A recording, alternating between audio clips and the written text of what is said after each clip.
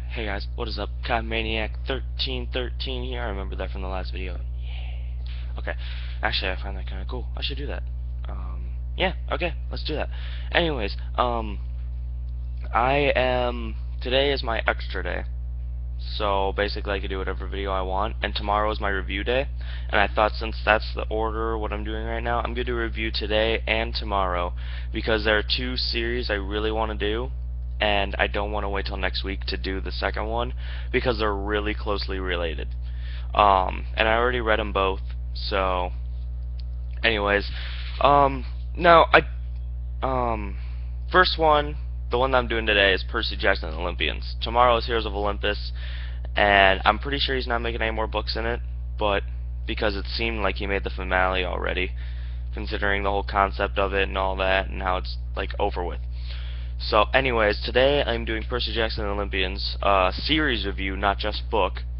And I quite enjoy the series because of how it has to do with he actually knows what he's talking about when it comes to Greek mythology, and he captures the gods great. Like Zeus, I mean, if you had all that power, wouldn't you be a little stuck up too? Not gonna lie, like, how many people have met someone with so much power who didn't come from nothing? Well, technically Zeus came from nothing, but he was always a god, so he always had quite a lot of power. But then he got even more power. He became quite stuck up, and I like how Rick understood that. Rick Riordan, the author. I don't know if that's why he made him like that, or if he just heard stories that he was stubborn and made him like that, but I don't know. He's stubborn, and it fits him. And Poseidon, one thing... Okay.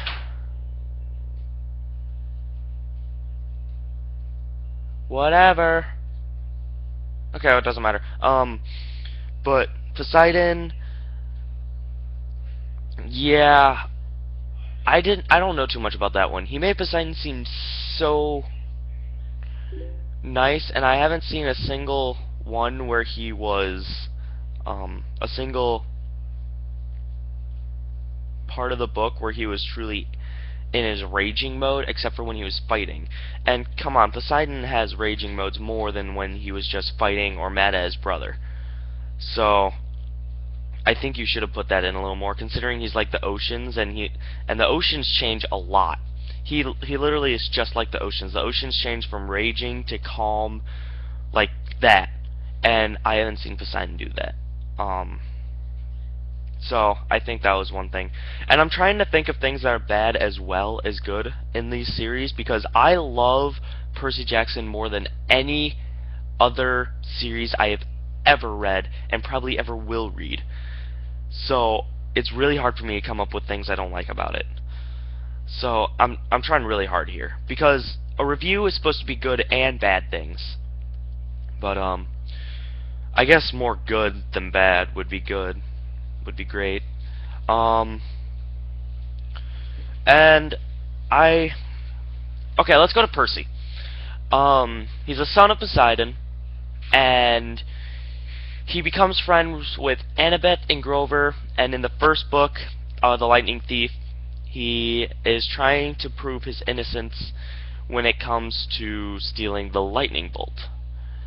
And I think I've seen the movie too many times, because in the movie, the lightning bolt is stuck in his shield. Spoiler, sorry, but that's what all reviews are, spoilers. And it's stuck in the shield Luke gives him. I don't remember how it went exactly in the book. I think there's like a vase or something. I don't know. I don't remember for sure, so I'm referencing the movie as well here. But nonetheless, he's trying to prove his innocence, finds out he has the lightning bolt. It was stuffed, it was hidden with him, and he didn't know about it. And he went to Hades to try to bargain for his mother, found out, hey, I probably can't, realized, hey, we can't all leave yet, so I'm gonna go up to Zeus, give him his lightning bolt back, and maybe and then I can get the last party member back. Once again, this is referencing here, both the movie and the book. If the book didn't go exactly like this, then I'm sorry. But once I get past Sea of Monsters, everything will be referenced to the book, because they haven't made a book after Sea of Monsters, or they haven't made a movie after Sea of Monsters. So it'll be a lot easier. So that's the main concept of that. Great way to start off the series. And then I'll go to the second book, Sea of Monsters, where I'm probably going to have to reference the movie a lot more here, because I don't think I paid too much attention to the book. Sorry about that. So with the book, basically the concept of Sea of Monsters is that Thalia's tree has been poisoned, and they're trying to go get the fleece back to save. They're trying to get the golden fleece with it, which is a magical item that could heal anything that it comes in contact with. And they want to go get it for Thalia's tree. And the story behind Thalia's tree is that Annabeth, Luke, and Thalia were little kids, and they met together, and they found each other and knew that they were all demigods, and all wanted to get to Half-Blood Hill, or the Camp Half-Blood, and which is on Half-Blood Hill.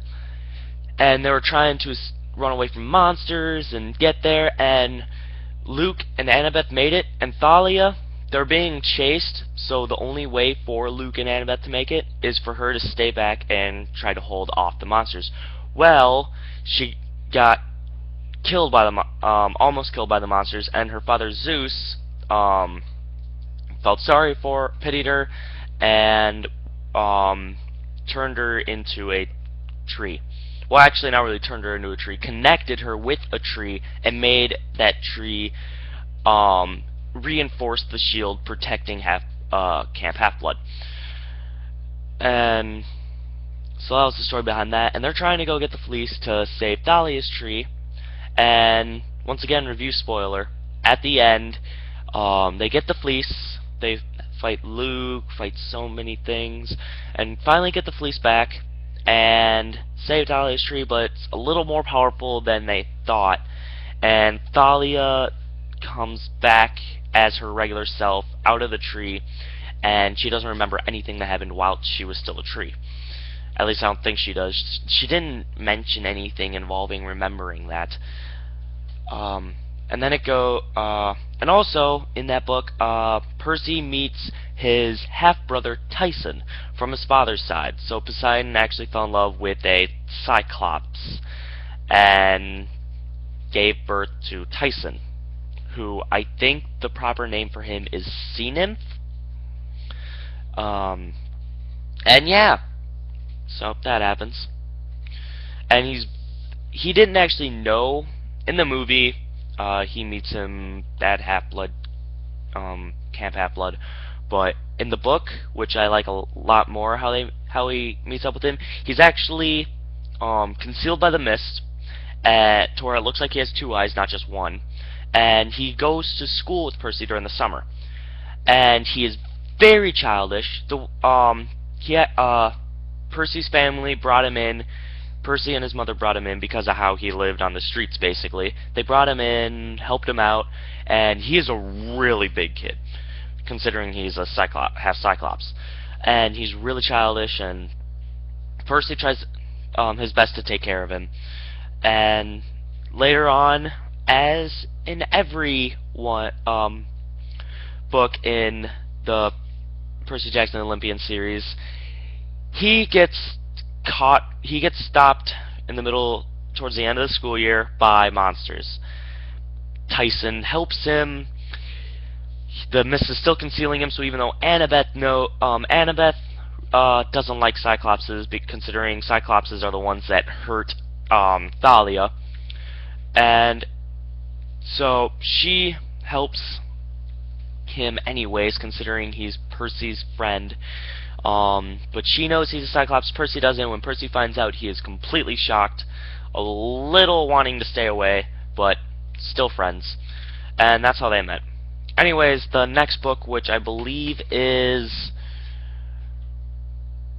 Is it Titan's Curse? Okay, I read these, but I still have to look them up because I'm a little lost. So give me a second. Percy Jackson, and the Olympians series. Goes Titan's Curse. Yes. What all happened in Titan's Curse? I don't remember it all that much. Not gonna lie to you guys. Damn. Okay. So I'm sorry, I can't do Titan's Curse. I don't really remember anything about it.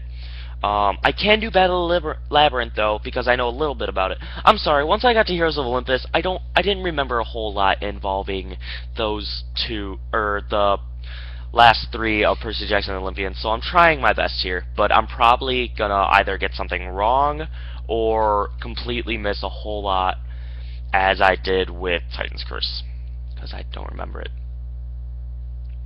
Anyways, so with the Battle of the Labyrinth, they are trying to, I forgot what they were trying to, but the end goal here was, you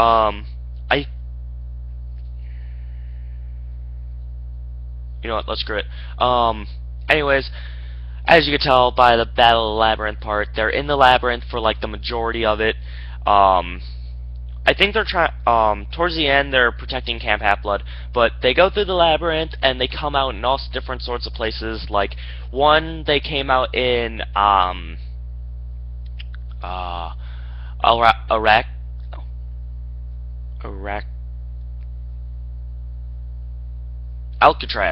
There we go. I don't know why I always have trouble pronouncing that. But, so, they come out in Alcatraz, and they meet this evil creature lady who is who I don't know exactly what the name of her is, who is guarding the 100-handed one, which is basically a creature with more than one head, well, more than one face. I don't know if you'd really count it as more than one head, and as you can tell, 100 hands. And he is really strong. He could pick up, apparently he can pick up mountains and giant boulders and stuff, and like I guess whenever he touches them, when he's not large, they like shrink, and then when he throws them, they grow again. I don't know, something like that. But he's really strong, and towards the end of the book, he helps. He's actually really stubborn and doesn't want to help them at all, because of how he feels he was betrayed and all that, and he feels he can't do anything anymore.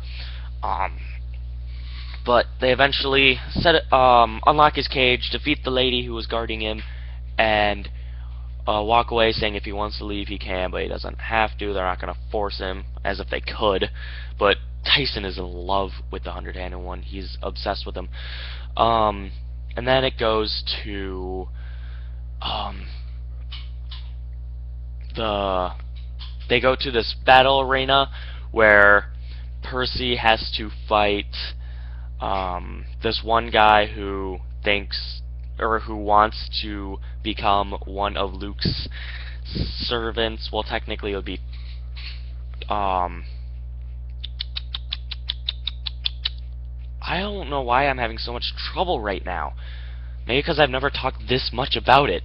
But wants to become Cronus's servant, I guess you could say, because he thinks he's going to be a lot more powerful, even though Cronus is a dick. And then tries to fight Percy, because if he wins, he gets to become one of the servants. And as you can tell, Percy wins. They run away before they can get murdered and all that. And they get through the labyrinth. They meet the person who made the labyrinth, whose name I forgot. I know it's not Archimedes, because he doesn't come into Heroes of Olympus. But they meet him and all that, and then by the end, they leave the labyrinth and they defend Camp Half-Blood with help of the 100-handed one. And they win. And they also, Percy meets his new best friend, the Hellhound. Well, his best dog friend, the Hellhound, who is amazing. And she comes in a little bit in future books as well. And then the last one, the last Olympian. This is where they finally where they finally fight Cronus. And so I don't remember what the concept is in the beginning, but eventually, I'm just going to go to the main fight because that's like the best part of it and the part you're always waiting for. They're in New York, or is it New York? No, it's not New York. But they're somewhere in New York. Let's say that. And Cronus is there with all of his servants. Cronus, he doesn't have his own body yet, so he took over Luke's body. And also, if you're wondering why the gods aren't helping fight, it's not because he's in Luke's body, it's because they're busy with something else. Yeah, he's... I forgot his name. While I explain this, I can... Gods fight. Okay. And they're off fighting this really strong guy. It literally takes all of the gods to fight him. And he like has a tornado around him like 24/7. That's how strong he is, I guess you could say. And it's basically like really freaking hard. Okay, it says right on this page, Camp Half-Blood Wiki. Okay, and then plot. Where does it say who the gods fight? Poseidon's Kingdom, War Cancel, Great Prophecy. Okay, I think this is it. Typhon. Chiron shows them that the Typhon has been making his way towards unguarded Olympus, even with the gods. Yep, Typhon. And Typhoon. Okay, and they're fighting him and not getting like basically anywhere. They're slowing him down a little bit, but he's still going and not even really paying attention to them. Zeus's lightning bolt is not even really doing anything either. Nor is Poseidon barely. I don't even think Hades is helping. He's a little jerk, stubborn little jerk who wants his brothers to be taken over, even though he knows he won't be able to take over Cronus either. But Percy, he also bathed in the river Styx, and basically the concept of the river Styx is that if you try to bathe in the river Styx, it'll basically kill you unless you don't have a tie to the mortal world, and you get to choose where that tie is, which is basically the only place they could touch you that would kill you. And he went in, he chose the center, the small of his back, and the thing that kept him going throughout all the pain and misery, the thing that kept him alive was thinking of Annabeth. So you can tell where the end of this is going. Anyways, nonetheless, I'll get to that later in case you can't get it.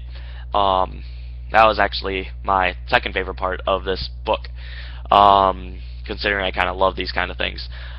Anyways, so Percy is actually fighting Cronus, since he has the basically almost immortality from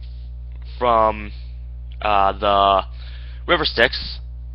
And if you want a better idea of this, the story of Achilles and how he was really strong except for when he got cut in the heel, that's when he died. That is basically what Percy is the concept of, except he doesn't die, and it's not in his heel. But and he fights Cronus. Cronus uses his time to where it's really freaking hard to fight him. People die, like really good friends. A lot of the people die. I remember this is one part where someone died, and Percy got really angry and tried fighting him back, and I don't think it worked too well. I think it was basically just him being him. Because Percy was about to get shot in the back by an arrow, or was that stabbed in the back? But then someone jumped in the way and got killed, and he got a little upset, needless to say. But eventually, Hades comes, helps fight off Cronus. Percy's mother comes because she's worried about Percy. She doesn't really do too much. And they eventually fight off Cronus, get him out of actually, not necessarily. They go, people from Camp Half-Blood are trying to hold off Cronus, while Percy, his mother, no, not his mother, but Annabeth and Grover, was Grover there? I think it was Grover. They go up and go to the council, try and ask, see if there are any gods there that can get them to help, because they know that Cronus is coming and that Typhon is just a distraction, kind of, in a way. Not really. He's kind of a dick too. Kind of wants to kill him. Nonetheless, and they go there.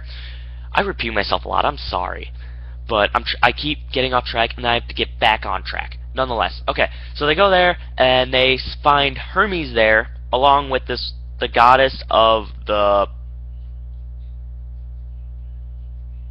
She's a really unknown goddess. Let's just say that. It's hard for me to remember, but nonetheless, so they meet Hermes. He doesn't really like him. Eventually, Luke gets up there too. Well, technically, Cronus in Luke's body gets up there, has a major showdown with Percy, and Percy doesn't really want to kill Luke, I guess you could say. No, he wants to kill Luke. Annabeth tells him to stop, and Luke's eventually is able to somehow stop Cronus. That's really not realistic. I am very sorry, Rick, but that is not realistic. How could a mere demigod, the son of Hermes, no offense, Hermes, how could a mere demigod hold off Cronus?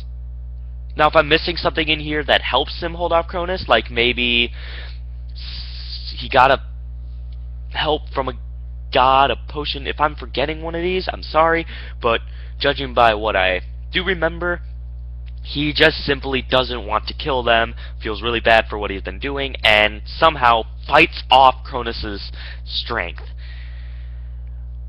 How the hell?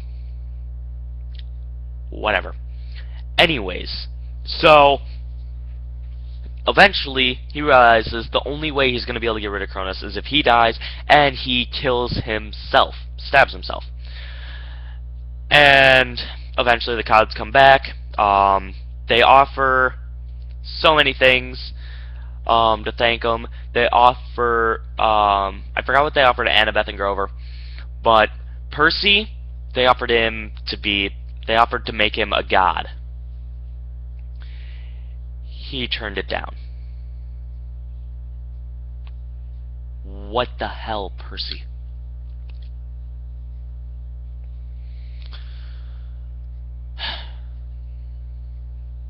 A god? Really? Really, Percy? I get it. You can, as a god, you can't stay with your friends as long as you want. You can't, it's not as hard to survive monsters, and basically your friends could die and you'll be immortal. On second thought, I get why he turned it down. Actually, I always got why he turned it down. I just wanted that process to go on. I want you to explain why he turned it on, why he turned it off, or turned it off. Okay. Why he turned it down. Friend's death. Can't have as much fun because of how you're always busy as a god. Have to deal with the gods of all people, all the time. That would be horrible. The gods are cool and all, but I wouldn't want to live with them. Imagine family dinners. Freaking Ares throwing spears everywhere, Zeus yelling at everybody to shut up, Hermes flying around trying to deliver messages to all the gods because there's too many gods to be right next to each other. Oh, I wouldn't want to go. But Percy turns it down, goes back down, and Annabeth and Percy are by the lake that connects to the ocean at Camp Half-Blood. They're at the lake, and Percy is trying to confess to Annabeth. She's not really helping. Like, he says, like, you know, in the labyrinth, the only thing that kept me going and stuff, and she's just sitting there smiling, and he's like, you're really not making this easy on me. And I don't know if this is exactly how it went, or I'm adding in my own mental details here, but I'm pretty sure she kind of like climbs on his lap and says that she's never gonna make it easy for him and kisses him. A lot of the camp Half-Blood people are laughing, saying saying it's about time, and they pick him up, toss him in the water. Percy makes an air bubble around him and Annabeth, and they basically make out under the water. And then it ends them going high school and stuff. I don't think they went to the same high school. Kind of wish they did.